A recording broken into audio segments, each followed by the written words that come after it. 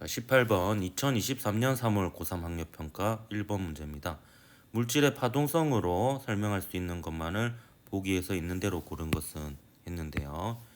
일단 물질이라고 하는 것하고요. 그럼 이제 입자로서의 물질을 얘기하는 겁니다. 그리고 파동이라고 하는 것은 각각 대표되는 물리량이 물질은 운동량이라고 볼 수 있겠고요. 파동은 파장이라고 볼 수 있겠습니다. 그래서 이 운동량으로 설명되면은 입자성이라고 볼 수 있겠고 파장으로 기술되면서 설명되는 부분은 파동이라고 볼 수 있는데요. 운동량 보조는 말 그대로 이 운동량과 관련된 내용이니까 입자성을 대표한다라고 볼 수 있고요. 광전 효과도 이제 전자하고 광자의 1대1 충돌인데 이 광자가 불연속적으로 에너지 덩어리를 한 번에 전달하니까 요 입자로서 설명이 가능한 부분이 되겠습니다. 그래서 전자의 물질파 요게 이제 그 파동으로 설명이 가능한 예가 되겠네요. 그래서 3번이 답이었던 문제였습니다. 자, 19번 2023년 4월 고3 학력평가 16번 문제입니다. 그림 가와 같이 금속판 P에 단색광 A를 비추었을 때는 광전자가 방출되지 않았고 P에 단색광 B를 비추었을 때 광전자가 방출되었습니다.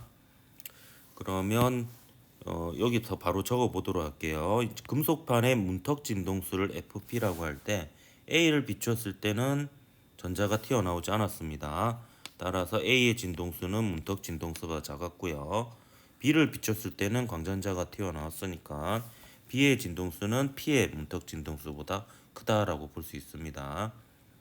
그리고 그림 나와 같이 금속판 Q에 A, B를 각각 비추었을 때 각각 광전자가 방출되었습니다. 그러면 Q의 문턱 진동수는 A의 진동수보다도 작다라고 볼 수가 있겠습니다. 그래서 A를 비췄을 때도 전자가 튀어나온 거죠. 자, 기억 가에서 A의 세기를 증가시키면 이 말은 바꿔 말하면 광자의 개수를 증가시키면입니다. 그렇다 하더라도 광자와 전자는 1대1 충돌을 하기 때문에 충분한 에너지를 얻지 못하여 튀어나오지 못합니다. 니은 나에서 방출된 광전자의 최대 운동 에너지는 A를 비추었을 때가 B를 비추었을 때보다 작겠죠. 왜냐하면 A가 더 많은 에너지를 가진 광자라고 볼 수 있습니다. A가 더 작은 에너지를 가진 광자고요. B가 더 에너지가 큰, 그러니까 돈으로 치면 액수가 큰 돈을 던진 거라고 볼 수가 있겠죠. 자, 디귿 B를 비추었을 때 광전자의 물질반 파장의 최소값은 가에서가 나에서보다 작다 이렇게 되어 있는데요. 자, 운동 에너지는 EM분의 P 제곱 이렇게 표현할 수 있겠고요. 이거를 또 이 물질파 파장 공식을 이용하면 운동량은 파장분의 플랑크 상수 이렇게 나타낼 수 있습니다. 그래서 보면 이제 물질파 파장의 최소값은 결국에 에너지가 큰 요 FB에 의해서 결정이 되는데 A는 차이가 요만큼 차이가 난다라고 하면 B는 요만큼 가에서는 요만큼 차이 난다라고 하면 나에서는 문턱 진동수하고 B의 진동수 차이가 요만큼 차이가 납니다. 그래서 나에서 에너지가 더 크다 이렇게 볼 수가 있죠. 튀어나오는 전자의 에너지가요. 그래서 에너지가 가 나를 비교해 보면 나가 더 크다라고 볼 수가 있습니다. 그러면 요 파장은 어떻게 되겠습니까? 요 파장은 분모에 있으니까 가와 나를 비교해 보면 가에서가 더 길다라고 볼 수가 있는 거죠. 따라서 B를 비췄을 때 방출되는 광전자의 물질파 최소값은 가에서가 나에서보다 크다라고 해야 맞겠죠. 그래서 니은만 맞아서 2번이 답이었던 문제였습니다.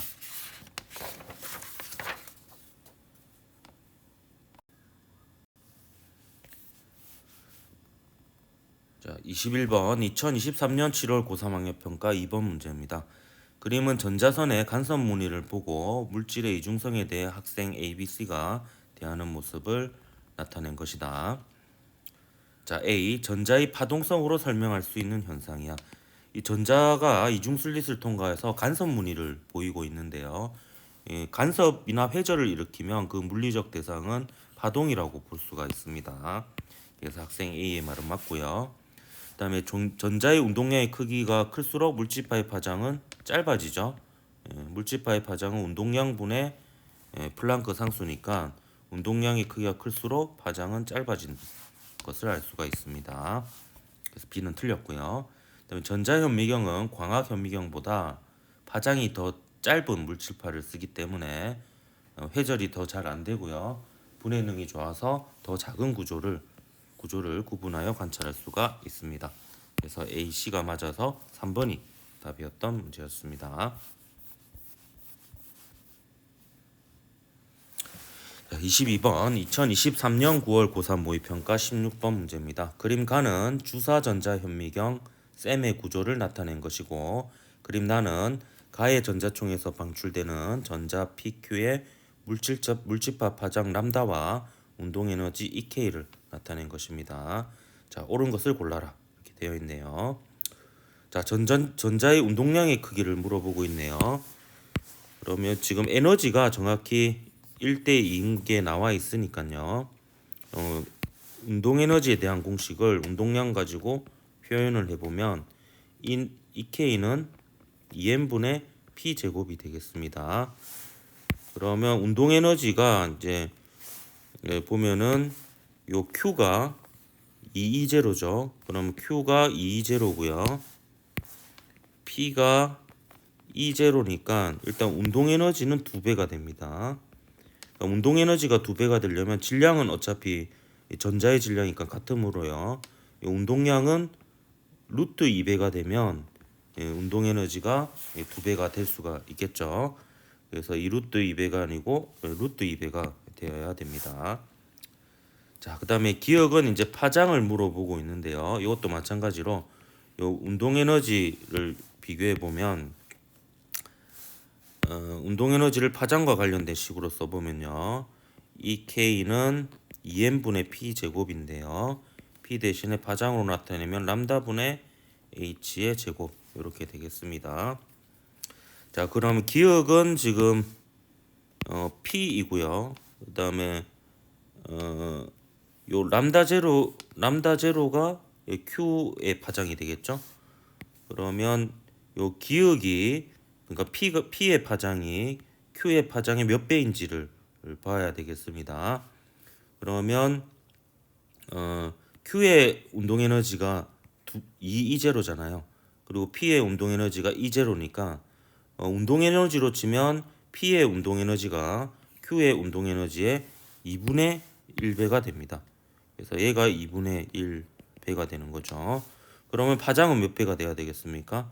파장이 루트 2배가 되어주면은 이 P의 운동 에너지가 Q의 운동 에너지의 2분의 1배가 될 수가 있겠죠. 따라서 요 기억에 들어가는 것은 Q의 파장에 해당하는 람다 제로의 루트 2배가 되겠습니다.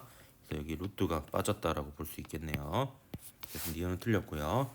분해능은 파장이 짧을수록 회절이 잘 안 되기 때문에 좋습니다. 그래서 Q는 지금 파장이 람다 제로고요.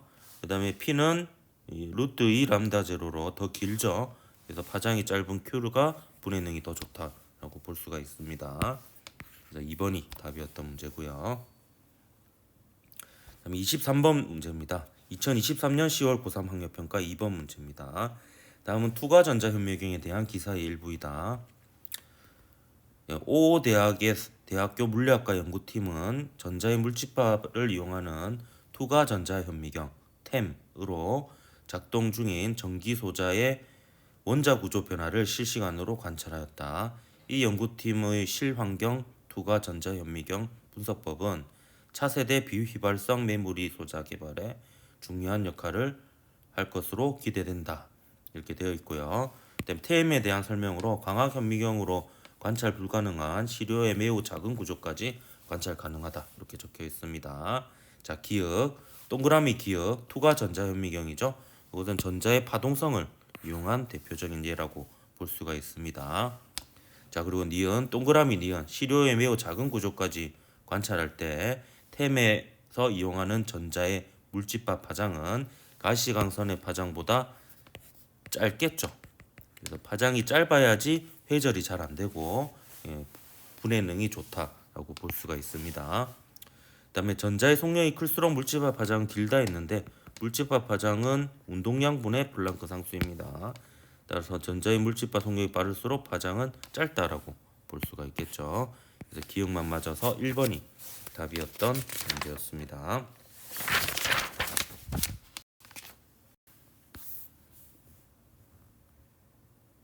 자, 이제 24번 2023년 11월 수능 16번 문제입니다.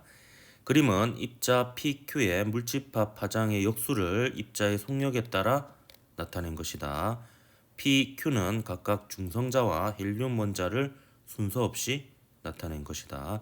이에 대한 설명으로 옳은 것만을 보기에서 있는 대로 고른 것은 했습니다. 그럼 제가 이거를 문자화 시켜서 좀 나타내 보면요. 이거는 람다 분의 1이 되겠고요. 여기는 속력이니까 V가 되겠습니다. 그럼 요거하고 관련된 식들을 한번 써 보도록 할게요. 우선 물집합 파장은요. 운동량분의 플랑크 상수라고 볼 수 있으니까 mv분의 h라고 볼 수가 있습니다. 그럼 기억에서 보면 p의 질량, p는 지금 둘 다 순서 없이 나타낸 거네요. 어쨌든 얘를 한번 봅시다. 여기 p의 질량을 물어보고 있는데 요 시계에 그대로 적용을 한번 해보도록 할게요. 적용을 해보면 요 p의 질량은 p의 파장 그리고 p의 속력, 여기서 p의 속력을 요점 가지고 정보를 넣어 보겠습니다. 그러면 이 좌표에 해당하는 p의 속력은 V0죠. 요거 분의 플랑크 상수 이렇게 볼 수 있겠습니다. 자, 요 드브로이파 물집합 공식에서 요 람다하고 m의 자리를 바꿨고요. 그래서 이렇게 나타낸 겁니다. 그럼 여기서 람다 p분의 1이 바로 요 y축 값이죠. 그게 y0라고 볼 수 있습니다. 그래서 람다 p분의 1 대신에 y0를 집어넣으면 얘가 식이 이렇게 되는 거죠. y0h 나누기 v0 이렇게 되는 겁니다. 그래서 보면 요게 기억은 맞죠? 그래서 보면 요 질량이 보면 v0분의 y0, 그러니까 요것분의 요게 되니까 요 그래프에서 기울기에 해당이 된다라고 볼 수 있거든요. 그러면 요 기울기가 큰 쪽이 지금 그러니까 요만큼이 이 그래프에서 기울기죠. 기울기니까 요 기울기가 큰 쪽이 질량이 더 크다라고 볼 수가 있습니다. 그럼 중성자와 헬륨 원자액 중에서 요 헬륨 원자액이 질량이 더 크죠. 그리고 얘가 그러면 중성자가 갑자기 왜 이렇게 되죠? 예, 이게 중성자가 되겠습니다. 따라서 Q가 중성자이다. 맞죠? 예. 그리고 디귿 P와 Q의 물집합 파장이 같을 때, 자, 물집합 파장이 같을 때, 그럼 이 파장을 람다 뭐 원이라고 둘까요? 그럼 운동 에너지는 P가 Q보다 작다 했는데, 자, 운동 에너지를 공식으로 적어 보도록 하겠습니다. 이 K는 2m분의 P 제곱이고요. 얘는 2m분의 1의 람다분의 H의 제곱 이렇게 되겠습니다. 자, 그러면 이 문제 조건에 따라서 요 람다는 람다 1이 되고요. 그럼 이 두 물집합의 파장이 같은 거죠. 그럼 이 H는 상수고요. 그럼 이제 질량이 두 개가 차이 나죠. 요 질량이 두 개를 비교해 보면 이제 헬륨 원자액이 중성자보다 큽니다. 그러면 운동 에너지는 헬륨 원자액하고 중성자를 비교해 보면 중성자 쪽이 더 커야 되겠죠. 네. 따라서 운동 에너지는 지금 헬륨이 P이고요. 그다음에 Q가 중성자이니까 P가 Q보다 작다가 이제 맞는 말이 되는 거죠. 그래서 5번이 답이었다 문제였습니다.